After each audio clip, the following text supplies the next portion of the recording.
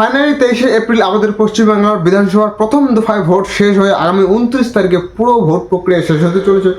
তারপর পরের মাসে গিয়ে 4 তারিখে ইলেকশনের ফল প্রকাশ করা হবে। এর মধ্যে এক দল আরেক দলকে পুরোপুরি যেভাবে হুঁশিয়ারি ধমক দেওয়া শুরু করছে, বিশেষ করে বিজেপি আর টিএমসি, এই দুই পার্টির মধ্যে চরম অ্যাকশন চলছে। ভোটের পর এই দুই দল কে যে কার কি বেহাল দশা করবে সেটা তোমরা নিজের কানে একবার শুনে নাও।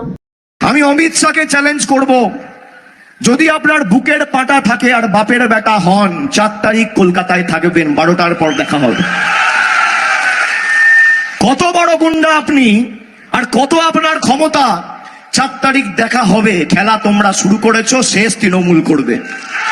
सारे गुंडे कान खोलकर सुन ले, 5 तारीख के बाद किसी भी नागरिक को परेशान किया तो उल्टा लटका कर सीधा करने का काम।